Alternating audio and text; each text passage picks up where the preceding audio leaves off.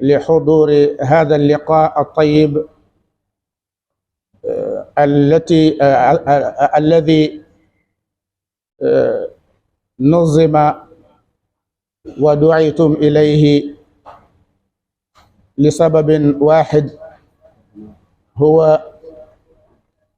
امتثال قوله تعالى: وتعاونوا على البر والتقوى ولا تعاونوا على الإثم والعدوان، وقوله تعالى: إنما المؤمنون إخوة فأصلحوا بين أخويكم،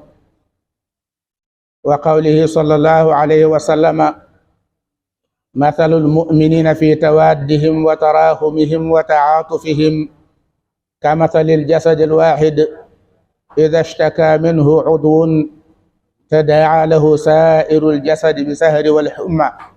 لهذا هم سفير فلسطين والوفد المرافق له لحضور هذا اللقاء الطيب. كما في كريم علمكم منذ أسبوع كامل كنا نقوم بختمات للقرآن الكريم في المدارس القرآنية والمساجد والأدعية التي كنا نقوم بها فردا وجماعات بسبب المأساة والأزمات الإنسانية التي تقع على عاتق جميع الشعب الفلسطيني بل واللبناني، ولأن أقول في كافة منطقة الشرق الأوسط. والمعاناة التي يعانيها الشعب الفلسطيني الشقيق. لذلك حضرنا هنا في رحاب مسجد الرسول صلى الله عليه وسلم لنختم الدعاء ونتبادل بعض الكلمات. نعطي سعادة السفير بعد أن نختم الدعاء لهم ولجميع إخوانهم في فلسطين ولبنان. سعادة السفير، نشارككم قلبا وقالبا ñi leen di nuyu di leen ziar bu baax, di rafetlu toogaay bi ak taxawaay bi. suñu mbokk yi nga xam ne ñoo nekk ca Palestine ki di ambassadeur Palestine ànd ak ay mbokkam ñëw, ñaan yi nga xam ne dañ koo joxe woon lu toll ci ayubis alxames jële ba mu delsi ci mbooloo bi nga xam ne moo di al ibadatu wal xidma nekk ca Touba ak ci réew mi yëpp, ay boromi xam-xam rek ne ca l'islam rek ñor leen. mbooloo moomu ñoo joxe woon ndigal ci coordination bu ñu doon def ak ki ko jiite muy Serigne Khadim Diop ak ñaar ñi nga xam ne ci coordinateur yi gën a mag lañ bokk muy sëñ Xaban Diop. ñu wax ma ne lépp teg nañ ko ci sama loxo ci seenu doylu, lu ci nekk rek nu ma ko defee rek baax na pour ñoom. ma ànd ko bokk yi yëpp, waa jumaa ji sëñ Mortala ngi nii, imam Kan, imam jiite, sëñ Mbàkke Seen, mënuñoo lim ñëpp, sëñ Modou Kara, ñi ci jumaa ji yëpp taxawaay yi rafet na tabarakallahu. amuñu lu dul lii. jullit mooy mbokkam. ñun mënuñu lu dul joxe ay ñaan ak wan àddina bépp ne Sénégal moom jullit yi fi nekk ñi ngi ànd ak ñii ci xol ak ci yaram di ñaaw lu jëf jafay xew, di ñaan yàlla bu teggi ko. kon monsieur l'ambassadeur, comme dafa amul temps lool te it xam ngeen ne toogaay bu yàgg naa doy ñu jox ko rek mu sànni ay kàddu ndax kenn amul jot, ndax discours bi lu mu gudd day soraalin waxoon rek waaye mënta dolliwaat, mënta wax lu mu waxutoon.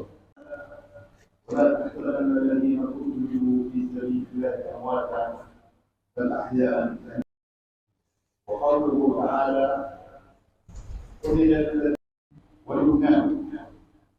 وفضل الدعاء والصلاة، فضل الدعاء لإخوانكم هو فضل ثابت في السنة، وقد ورد كثير من الأحاديث عن الرسول صلى الله عليه وسلم فضل الدعاء ومكانته عند الله سبحانه وتعالى. وإخوانكم حقيقة في فلسطين ولبنان اليوم بأشد الحاجة إلى دعائكم وابتهالكم لله سبحانه وتعالى ليرفع عنهم البلاء ويثبت أقدامهم وينصرهم على أعدائهم، هؤلاء الأعداء الذين ابتهالكم والصلاة من أجلهم. فاليوم الصهاينة الذين يقتحمون المسجد الأقصى يوميا ويدنسوه أمام أعين كل المسلمين للأسف. فالأقصى مصر النبي محمد صلى الله عليه وسلم أسرى إليه وعرج منه إلى السماوات العلى تماما. ولكن منذ أن بدأت هذه الحرب الجائرة والظالمة ضد أهلنا في قطاع غزة وفي الضفة الغربية 7 أكتوبر في العام الماضي، والآن يمر عليها أكثر من 13 شهرا، راح ضحيتها إلى غاية يومنا هذا 200,000 ضحية، 200,000 شهيد. الأرقام الرسمية هي فقط الأرقام التي تكون قد وصلت إلى المستشفيات، من وصلت جثثهم إلى المستشفيات هم يحتسبون، ولكن حسب المنظمات الدولية والجمعيات الأهلية العاملة على الأرض فإن عدد الشهداء قد تجاوز 200,000 شهيد. هل تعلمون أيها الأخوة أن قطاع غزة دمر بالكامل؟ وفقط لتعرفوا أن هذه الحرب هي ضد الإسلام أيضا. قطاع غزة كان فيه قبل 7 أكتوبر 1200 مسجد، 1200 مسجد، بل بكرة أبيها لم يتبقى هناك أي مسجد في قطاع غزة، دمرت بالكامل. دمرت المستشفيات طبعا، دمرت المدارس، قصفت مخيمات اللاجئين، حوصر الناس بلا دواء بلا ماء بلا طعام. الآن المجاعة، هناك مجاعة حقيقية في قطاع غزة، الناس بدأوا يموتون جوعا. هناك الجثث ملقاة في الشوارع تنهشها الكلاب والحيوانات الضالة. كل هذا يجري أمام مرأى هذا العالم الذي كان يدعي الديمقراطية والحرية والإنسانية. يعني هذه من إيجابيات هذه الحرب أن كل هذه الأقنعة قد سقطت، وقد بانت الوجه الحقيقي خاصة لهذا الغرب الظالم الذي يدعم الكيان الصهيوني بكل ما أوتي من قوة، بالسلاح وبالمال وبالسياسة وبكل شيء. لا أطيل عليكم أيها الأخوة، وأريد أن أختم بدعوتكم حقيقة إلى معرفة فضل الدعاء، أن تواظبوا على الدعاء لأشقائكم لإخوانكم في الله في فلسطين ولبنان. الله عنهم هذا البلاء، وإن شاء الله العام القادم بإذن الله سيتحرر الأقصى، وسنصلي جميعا في المسجد الأقصى بإذن الله تعالى، وستعود لهذه الأمة عزتها وكرامتها. وبارك الله فيكم وجزاكم الله خيرا عن شعبنا الفلسطيني والشعب اللبناني، وبارك الله فيكم وشكرا. sambil diubah dari kira-kira dia begini dalam variasi dibalik yang ini proyek ada beberapa ini yang tidak di hadiah hadir di foto ayun tidak di pasaro Gaza ci barab yi ëppoon ay jumaa ci àddina bi la bokk, waaye benn jumaa des ko fa yëpp daaneel nañ leen. hôpital yi ñu doon fajoo yóbbu fa ay malade ñi ñu gaañ yàq nañ lu ak mboolem hôpital yi nga xam ne amul benn hôpital boo xam ne boo ko duggee da nga faju. wax naa leen fi àjjuma jëlee weesu ne gisal naa sama bopp ku ñu opéré di ko faj te mënuñ ko piqûre anesthésie bi ñu ko waxee pour du yëg médecine bi amuñ ko ñu di ko opéré noonu nga xam ne loolu mën na koo rey ku bëggoon a yóbbu dara sax dimbale leen ko dara koo jaar fañ magasin yañ denc lañ leen di dimbale dañ koy bombardé li mu wax mooy nit ñaa ngi toog di xiif am ñoo xam ne ni ay fan duñ am du lekk duñ am duñ naan ñoo xam ne ni ku leen bëgg leen bomb rey itam xiif rey leen wala man rey leen ay gone yu tuuti yoo xam ne amuñu fuñ fanaan amuñu lal bu ñu tëdd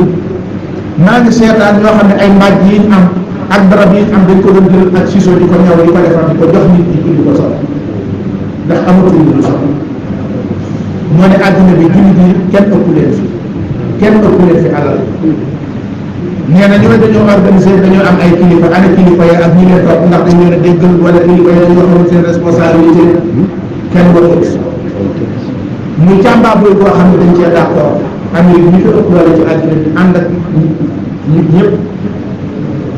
ànd ak ñoom ci ñu di leen jox lépp luy gànnaay ñuy dal ci kaw jullit yi wala ànd ak ñoom ci ne ceelul te waroon a wax ñaar yooyu rek a fi nekk loolu ñaaw na lool nee na nag ñu ngi yaakaar bu baax ndax xam na ñaan lu ci nekk ñu ngi yaakaar peuple sénégalais muy ñaan kaamil yi ak dog yi ñuy joxe nee na ñoom ñu ngi koy yëpp te buñ sañoon ngeen continuer ndax la ñuy dund jàpp nañu suñ borom rek moo ko mën a dindi dana ko dindi incha allah li ci mun doo xam ci yaakaaram ak suñ yaakaar ñun ñëpp suñ borom dana ko dindi ba nañu demee Makka ak Madina ñu ko dem Baytul Maqdis dem di fa julli ci ñëwaat xam ngeen ne suñu mag ñi buñ masaan dem aji Makka buñ fa jógee dañuy jaari Baytul Maqdis foofu la ñuy mujjee ci léegi nekk fa ay fan doole ñu si waat waaye ay atami ni juróom fukki atami topp daani bi kenn dugg kon mbokk yi jotaay bi bu doon dem ba jant say wóor na ma ne du leen doyal seen pasteur ak seen yëg-yëg xol yu tooy yeeg lépp leen ko delloo suñu borom te ñaan mooy yor dimbal yàlla nañu dimbale boppam sëñ xabaar ñu ngi leen di nuyu bu baax jot ne seen suñ nuyoo ibaadatul xidma sëñ Bakki Abdourahman sëñ Ahmad Badawi sëñ Ahmad Rafaay mboolem borom xam-xam ya fa nekk bàyyiwul kenn mënul leen a lim ndax mbooloo lañu bari waaye liggéeyal lislaam ci xam-xam ak ci dimbalaate ci wet yëpp loolu rek moo tax mbooloo mi jóg kon ñu ngi rafetlu bu baax a baax teewaay bi ngeen fi teew mate leen ko sëpp saxaar safir naxtim bi duwaa insha allah ila yawmin axar